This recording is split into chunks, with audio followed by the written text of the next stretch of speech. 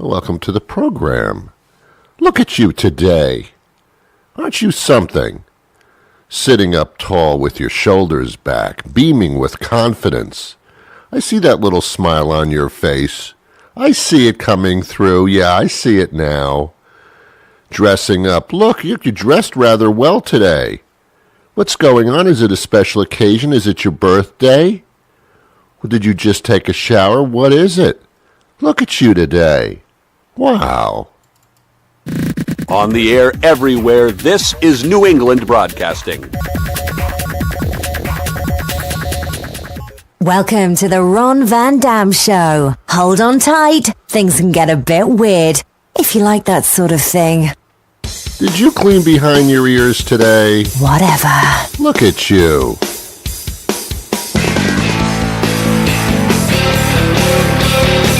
I didn't know you could clean behind your ears, but I guess you can. That's pretty good.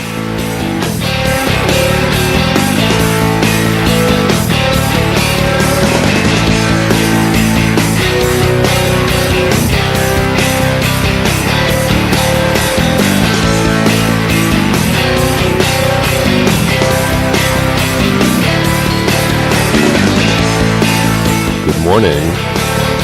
Good morning. Good afternoon. Good evening, good night. It's the Ron Van Dam Show. Nicely done.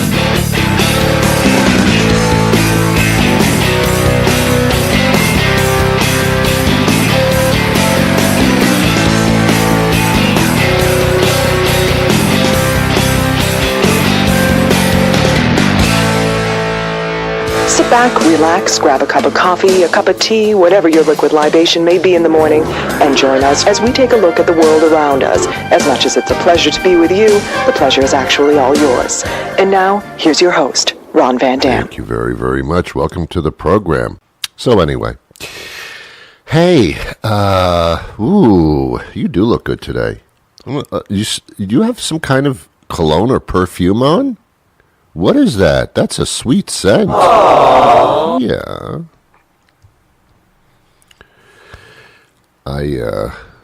When I get up in the morning, I watch the news because I like to stay informed.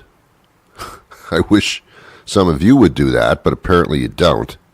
But you should always find out what's going on around you, spin or no spin. But it depresses me. I can't figure certain things out. I know that our forefathers, and some of us even had 6 fathers through various marriages, that they sat down and they drafted the Constitution. I don't think it was just them. I think there were a lot of people behind the scenes. I think there were comedy writers involved or something. A lot of people wrote this Constitution, and then they came up with what they thought was a formula for a document that would be the centerpiece of how this country exists and how it is run and how it progresses. Well, they got a lot of stuff wrong there because they couldn't see into the future. Hundreds and hundreds of years later, I don't know about hundreds and hundreds, but years later, they couldn't possibly think that a guy like Donald Trump would come along. I mean, it wasn't in the cards. They just had no concept that a guy like this could possibly be elected into office. They thought that, if people voted, then there couldn't possibly be a scenario where a guy like Donald Trump could possibly become president. Well, they were wrong. Because somewhere along the lines, and this wasn't the forefathers, somewhere along the line they came up with this electoral college thing, where now it doesn't matter about the votes of all the people who are citizens and pay taxes. That doesn't matter. Now we're going to play with the numbers, and we're going to say that, let's say Montana doesn't have a lot of people, so why would people in Montana bother voting? Yeah, why would you? I mean, well, it's just the way it is, man. You didn't have to live in Montana. You can move to New York if you want to, and vice versa. You choose to live in Montana, your vote's not going to be as, It's the popular vote, man. Stop with this state stuff where a president wins Florida or wins Arkansas. Give me a break. It's just a popular vote. That was the original idea. This electoral college, half the people that vote don't even go to college. So the vote is as strong for 6 people in Montana as it is for 10 million people in New York. No, it's not the way it should be. Someone screwed up on that one really bad. It should be popular vote, period, end of story. You go to the polls, you pull the switch, or you mark the little thing with your pencil or your pen, and it's counted. And the person that gets the most counts becomes the president. What is so confusing about that? Why do we have to go screwing with that thing? I don't understand it. I don't get it. I don't get it. This is not what was intended. This is not. Our forefathers, at least 3 of them, had no idea that someday down the road that we would invent semi-automatic weapons and assault rifles. They had no concept. Back then, if you wanted to shoot somebody, you had to pull out the musket, get the gunpowder, shove it down the barrel. You'd have to actually say to your victim, I'm going to kill you. Just wait a minute. I got to go through this whole thing with the musket, but don't go anywhere. I'm going to kill you in a couple of minutes, so just hold on. Give me a little time here. I mean, it gave the other person plenty of time to run away. And I think that was a good thing. I mean, now with assault rifles, you can take out like 100 people in half a minute. I mean, was that the intent? That citizens should be walking around with assault rifles? I don't think so. Something went wrong somewhere. And I don't think it was the interpretation. I just think we technologically and socially advanced beyond this document. So we have amendments.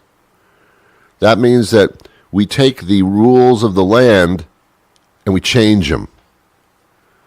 But we don't change them properly, you see, because they're not part of the original deal. I've said this before. This is one thing that needs to be changed immediately. Well, 2 things. In Ron's world, come into my world. You'll find it fascinating. There's a lot of finger sandwiches and alcoholic beverages served. Come into my world. I should open up a theme park. There'll be no rides, just a lot of couches and a lot of bartenders. That would be my world. That would be my theme park. You pay like $50 to get in, but the drinks are free. I think that would be a excellent theme park, and I do very good business year round. Anyway, in my world, president-wise, a lot of things would happen. First of all, we would go back to the popular vote. I don't care. Popular vote. If you live and you're a citizen and you vote, that vote is counted, not by your state. If it's a national election, it's counted nationally. Whoever gets the most votes wins. It's the way that we do everything else. That's how we do bingo games, and that's how we choose up sides for softball, and everything else. We don't divide it by states or anything like that, or background, or it's just you pay the money, you vote, and that's it. It's counted. Who gets the most votes, you win.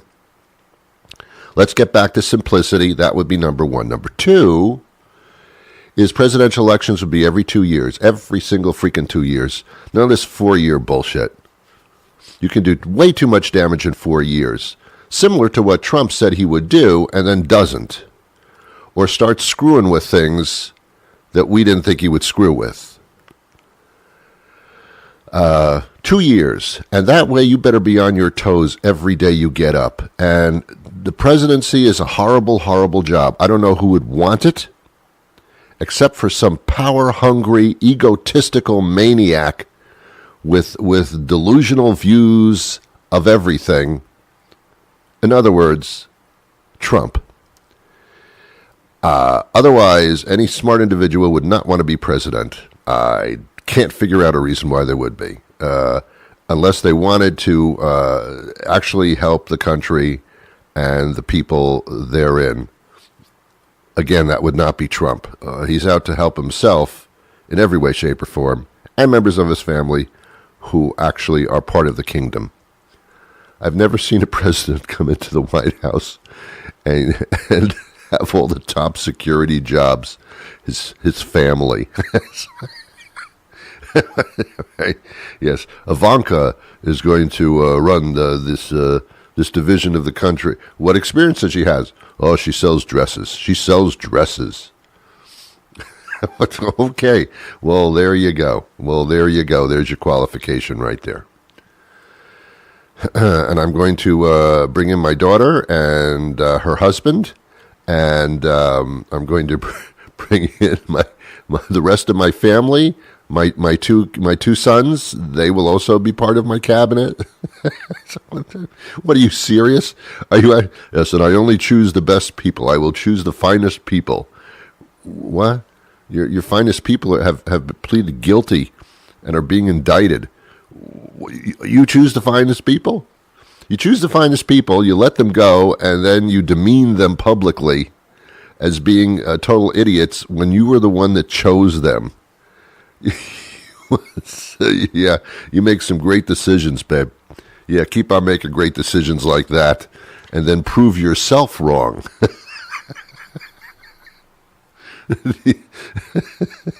Who chose this guy to be Secretary of State? This asshole that doesn't know what he's doing. Oh, that's right, I did. Oh. Yeah, think that one through, Don. Every 2 years, president. Every 2 years, that would save a lot of lives and a lot of people in therapy. Every 2 years, please, let's do that. And the last thing I would do is this country is supposed to operate on checks and balances.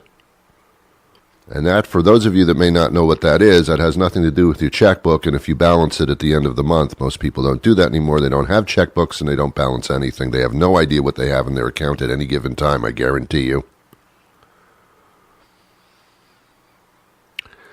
A former friend of mine, we were talking about this. And he said, I don't have a checkbook. I do everything online. Pay my bills online, everything. I said, oh. I said, do you check your credit card? What do you mean? Well, that all the charges on your credit card are your charges and that they didn't, that it is everything that you thought it was going to be and there are no phony charges on there or no extra charges. Well, no. How do you do that? Seriously? Seriously, you don't do that? You don't do that? You don't know if you've been overcharged, you just pay the bill without looking at the details? You just pay it because it's on the bill? Well, yeah, isn't the way most people pay bills? They just pay the amount. Now, you're supposed to look at the details and make sure that there aren't charges on there that you didn't incur or things you didn't ask for or something like that, or you're being billed for things that you never okayed. Well, how do you do that? Oh, my God. Oh, my God. Anyway, that's why this person's not my friend. I cannot tolerate stupidity. I feel that if I talk to somebody or have a friend that is like legitimately stupid, it brings me down. It's almost like the president. Ron, why are you friends with a total moron? You're right. I don't know why. It doesn't make me look very... No, Ron, you don't choose well. You don't choose your friends well, but he's a nice person.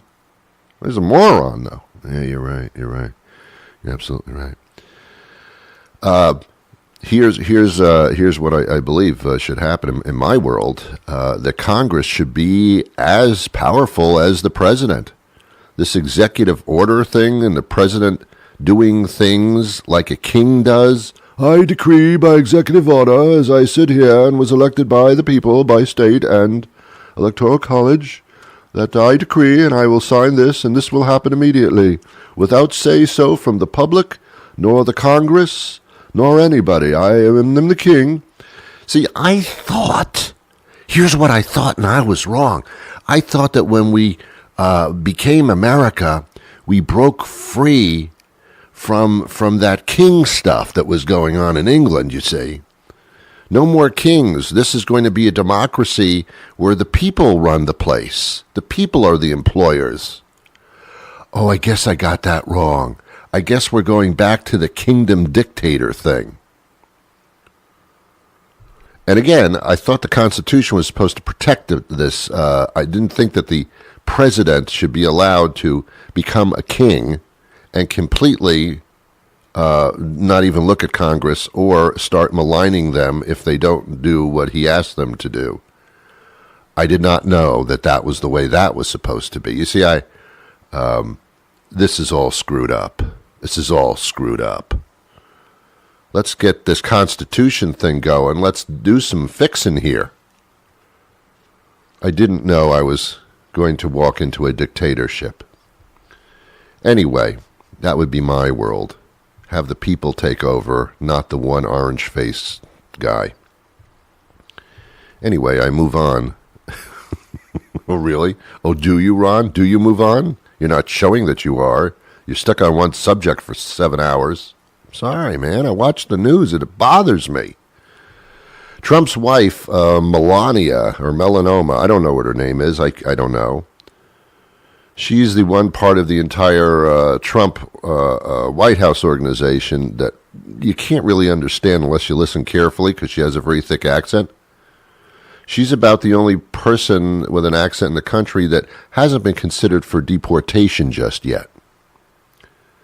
But believe me, if Trump's wife starts irritating Trump too much, she will be deported. She will be separated from her family in a detention center. I guarantee you it's going to happen. Anyway, Melania, these first ladies, they choose these little causes and they go out amongst the country and they speak about them, whether it be children's education, just say no to drugs, some of the popular First Lady campaigns of the past. Melania Trump has chosen cyberbullying. I know. It's almost like it's a joke. She has done this. She speaks sometimes, questionable. She speaks to various organizations about cyberbullying, how tremendously painful and hurtful and destructive it can be to bully people over the internet and on Twitter and on social media. Every time I see a clip of her talking about this with quote-unquote passion, I have to break out laughing and figure this is one of the funniest comedy sketches I've ever seen. Oh my God, it's real. The poster child for cyberbullying is her husband, the President of the United States. And she goes out and she tells the world how horrible it is to do that. Now, either she's making fun of her husband, which I'm surprised because otherwise she'd be assassinated, or she really believes this. I can't figure this out. It just falls into line. This irony is so remarkable that only with a Trump White House could you have this, where a husband does something and the wife goes out publicly and says, don't do that. What? What are you talking about? This is the grand world of delusion. And then Trump's attorney, Rudy Giuliani, who is a scary-looking individual, his poster child holiday is Halloween. He actually said this past weekend on one of those Sunday interview shows, he said, quote unquote, the truth is not the truth. What are you purposely doing? The truth is not the truth. What? What are you setting us up for? What's going to happen that you're going to have to start using the argument publicly that what you hear is the truth is not the truth. I know what it is. Donald Trump to this day still defends Russia. He throws some sanctions on him. It has been reported by Microsoft over the weekend that Russia is actually setting up phony accounts online, preparing to get involved and hack the 2016 elections, which are coming up in November. And the idea is to make sure Republicans win.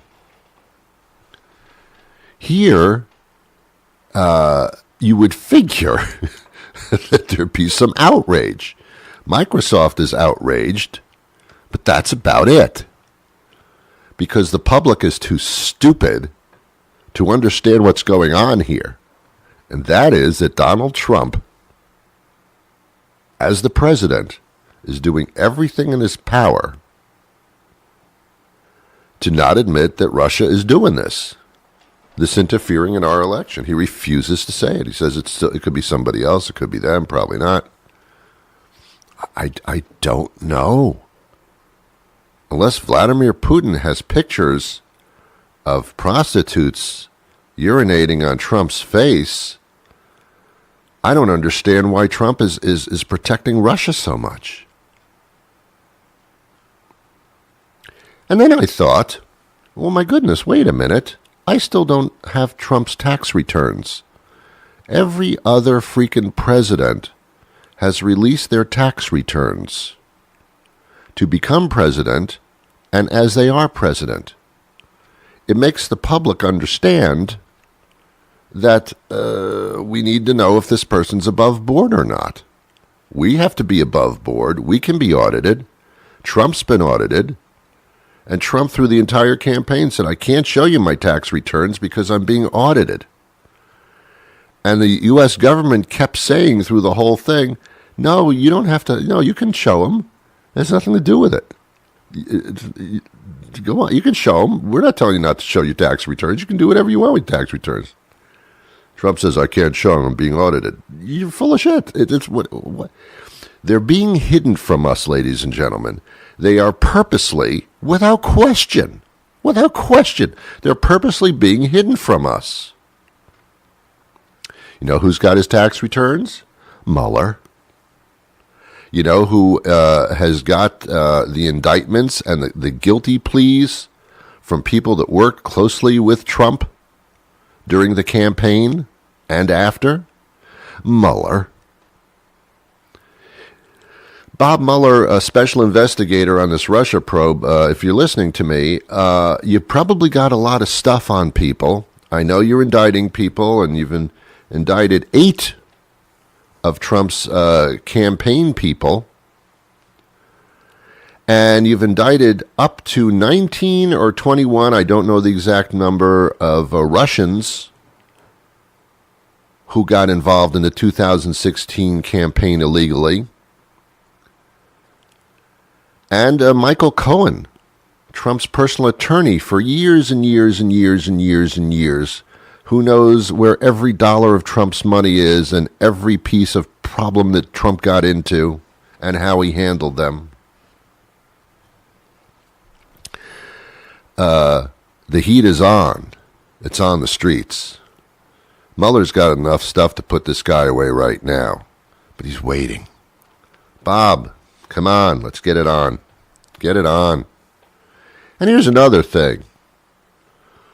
Mueller and his investigation are negotiating. The word negotiate is being used with the Trump attorneys to have Trump sit down and do a deposition and be interviewed by Mueller.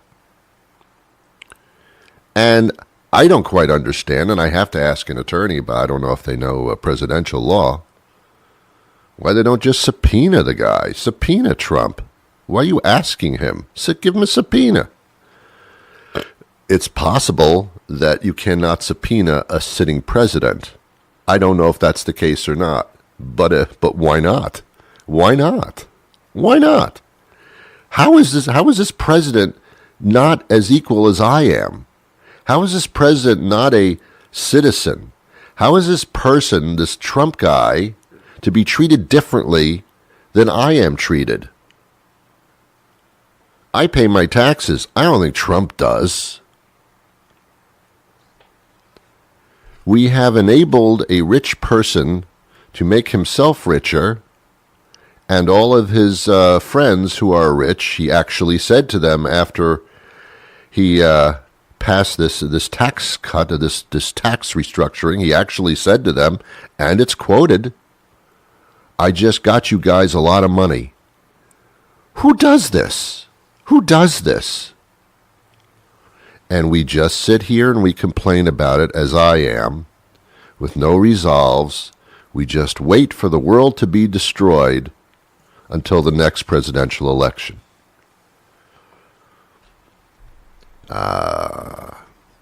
It's very disturbing to me. Now, if you're a Trump supporter, of course, that's very, very different. You're one of the 33% in this country. 1 out of 3 people support President Trump. It's not going to win you an election, that's for damn sure. It's going to make you lose big time, but maybe it gives Trump more time to screw up even more to make sure that he's not president again. I have a feeling, I know Trump's ego is huge, but I have a feeling that he's not going to run for re-election. I think he's going to blame it on everybody else and say, I could have made this country even better, even greater. But you guys are just, you make it too difficult. You keep putting me down, and I can do much better in private life, and that's where I'm going. I'm going to open up my own conservative news channel and become a billion zillionaire. I don't need this crap. Besides, I'm getting out of office before you guys find out any more dirt about me. Well, Don, you can't be president for more than 8 years. And the day you step out of the job, which hopefully will be after 4 years and not 8, or even before 4 years, the day you step out, you could spend the rest of your life in jail. Because now you're not a special man anymore. You're former president, but you can be indicted. And you can be subpoenaed. And you can end up in jail depending on what you've done. And try treason on for a hat size and see where you get with that. You're concerned about perjury? Try treason. See where you get. Give me a call. Let me know how you're doing. I'll bring a cake down to the penitentiary with a file in it. You are listening to The Ron Van Dam Show. Don't worry, no one has to know. This is just between you and me and Ron. We cool?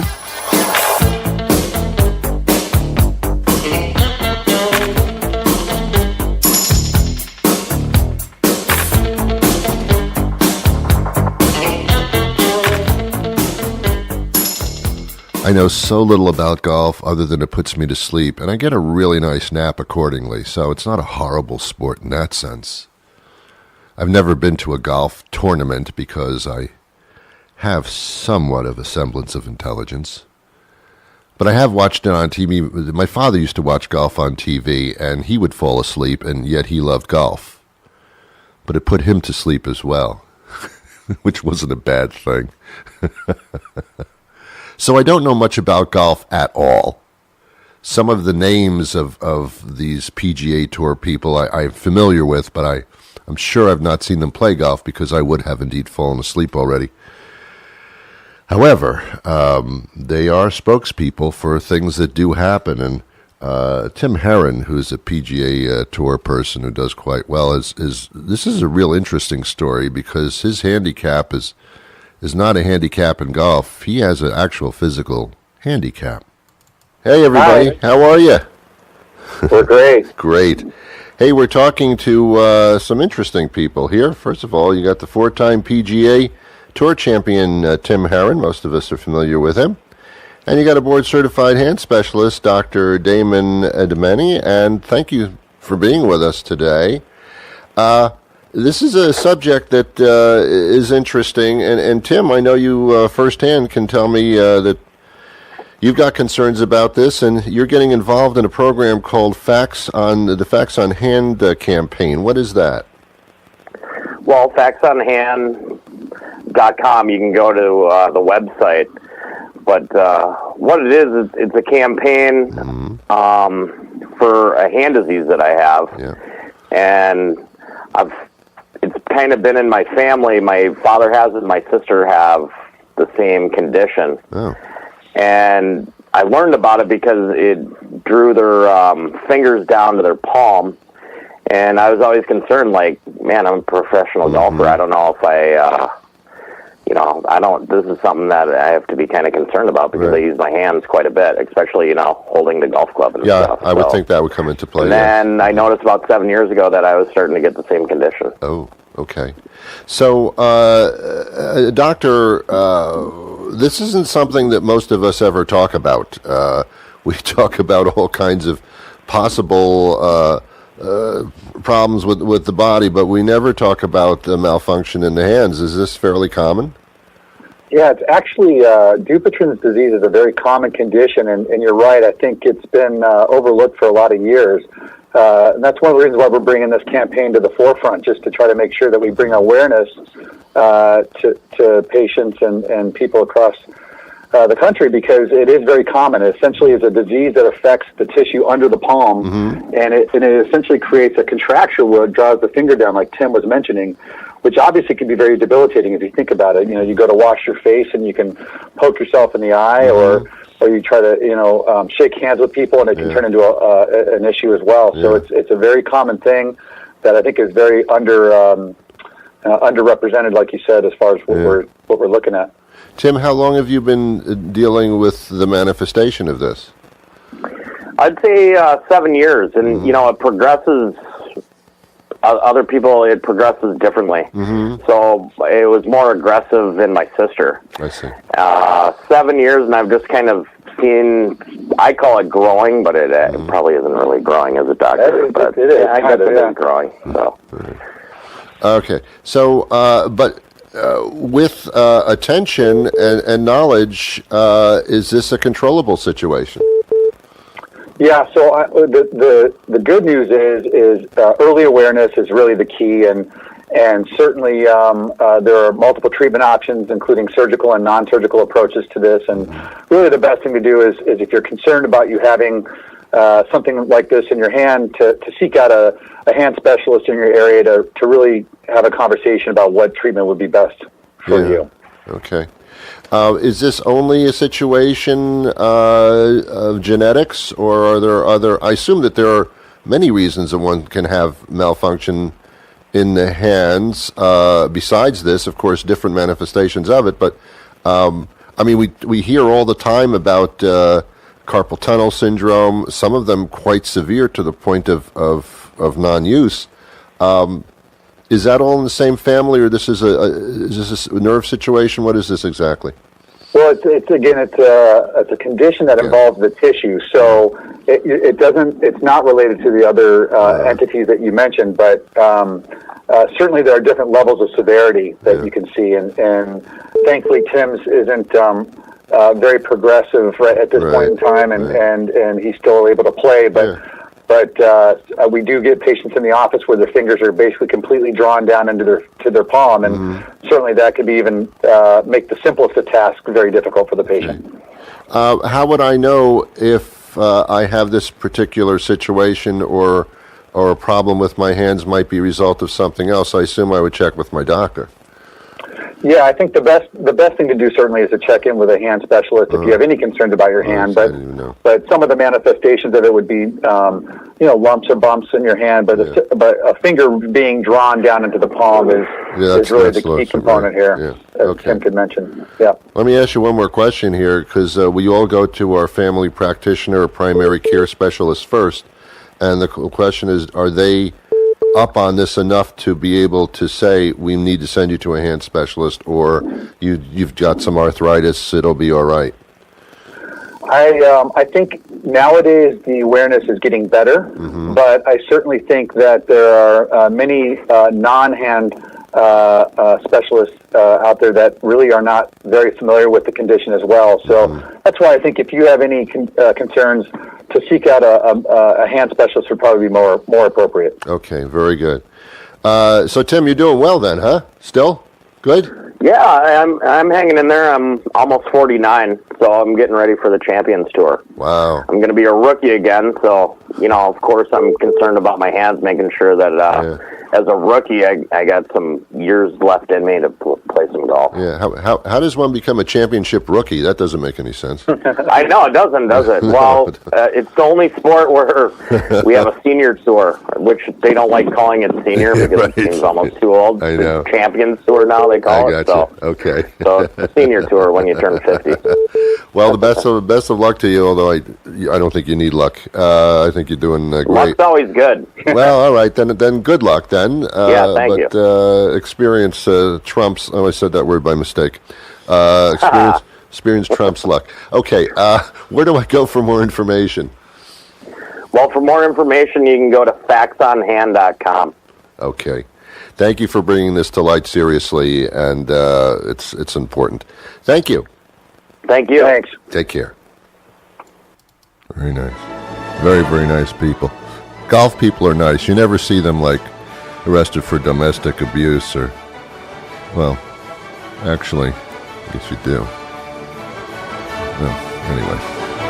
Have yourselves a wonderful day.